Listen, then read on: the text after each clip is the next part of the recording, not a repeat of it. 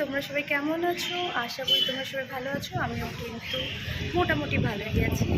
তো আজকে হচ্ছে শুভ অক্ষয় তৃতীয়া।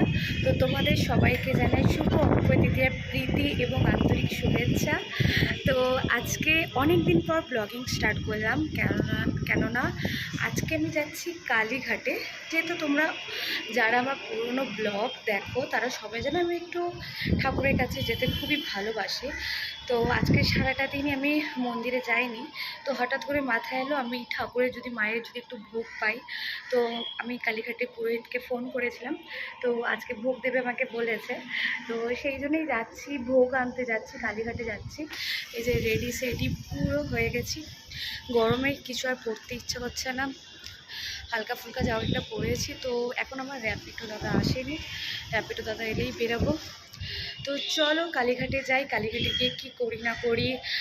আমিও ফার্স্ট টাইম আজকে ভোগ নেব, তো সব কিছু তোমাদের সাথে শেয়ার করব। তো চলো, টাটা। আমি তো গুটি গুটি পায়ে বেরিয়ে পড়লাম কালীঘাটে যাওয়ার জন্য। তো যেদিন আমি গেছিলাম সেদিন গরমটা অতিরিক্ত ছিল, কি বলবো। আমি গেছিলাম ওই 5টা নাগাদ দিকে। আরেকটা কথা বন্ধুরা, যেটা না বললেই নয়, তোমার ভাগ্যে যদি কোনো কিছু থাকে তুমি ঠিক সেটা পাবেই। তো ওই দিনকার ঘটনা হচ্ছে, আমি সকালবেলা মন্দিরে যাওয়ার কোনো প্ল্যান করিনি, প্রসাদ আনার কোনো প্ল্যান করিনি। হুট করেই মা বসতে বসতে বলল, যা না কালীঘাটে যা, একটু গিয়ে মায়ের ভোগ নিয়ে আয়, খাবো। তো আমি অমনি কালীঘাটে পুরোহিতদেরকে ফোন করি, আমার কাছে অনেকগুলো পুরোহিতের নাম্বার আছে। সঙ্গে সঙ্গে ফোন করে কিন্তু আমি ভোগটা কিন্তু বুকিং করে দিই। তো আমি বেরিয়েছিলাম 5টার দিকে। তো আবহাওয়াটা অনেকটা ঠান্ডা লাগছিলো, কেননা এত গরমে বিকেলবেলা কিন্তু ঠান্ডা ঠান্ডা আবহাওয়াটা ছিল। তারপরে চলে এলাম কিন্তু র্যাপিডো করে মন্দিরে। আমি 51 টাকার একটা প্রসাদ কিনেছিলাম, যখনই আসি একটু দামি প্রসাদ কিনি। কিন্তু আজকে যেহেতু আমি একা ছিলাম সেই জন্য কিন্তু আমি 51 টাকার একটা প্রসাদ কিনে মায়ের কাছে পুজো দিয়ে দিয়েছিলাম।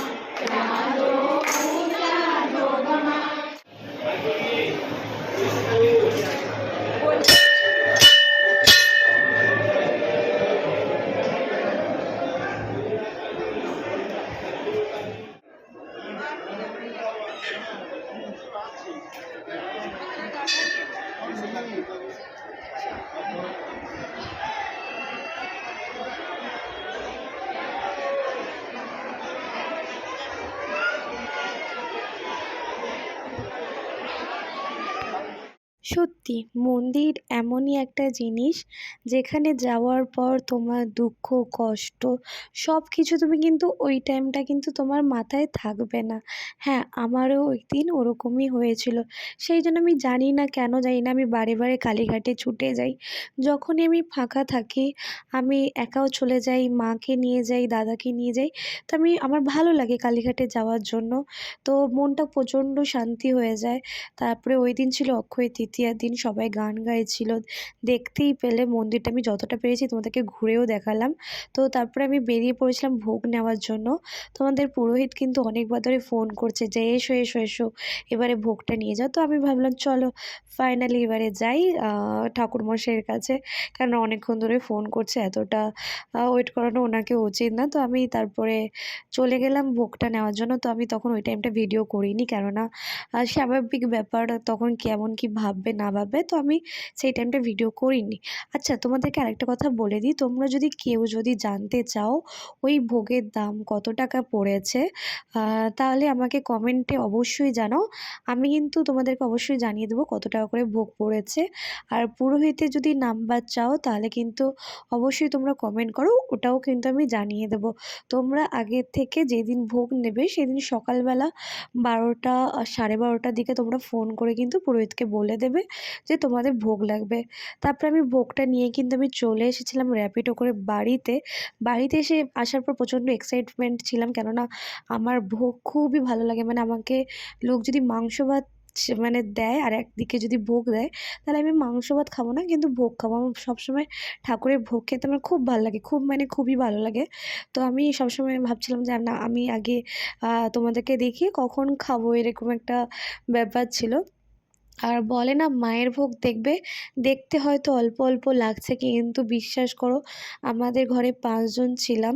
তো বাবা, আমি, মা, দাদা, তো আমার একটা বান্ধবী এসেছিলো। তো 5 জন না, ওইটুকু ভোগ দেখতে যে ওইটুকু লাগছে, বিশ্বাস করো বন্ধুরা কতটা ভালোভাবে খেয়েছি তোমাদেরকে কি বলবো। খুবই ভালো ছিল ভোগটা। তো তোমরা অবশ্যই যদি কোনো কোশ্চেন কিছু জানার থাকে অবশ্যই কমেন্ট করে জানাও। তো আমি ব্লগটা কিন্তু দেরি হয়ে গেল পোস্ট করার জন্য, কি তোমরা কিছু রাগ করো না। তো আজকের জন্য ব্লগটা এইটুকুই থাকলো। পরে তোমাদের যদি আরও কিছু জানা থাকে অবশ্যই আজকে ব্লগটা আমি এখানেই শেষ করলাম। যদি আমার ব্লগ তোমাদের ভালো লেগে থাকে তাহলে অবশ্যই লাইক, কমেন্ট, শেয়ার, সাবস্ক্রাইব করে দিও। এখনকার জন্য টাটা।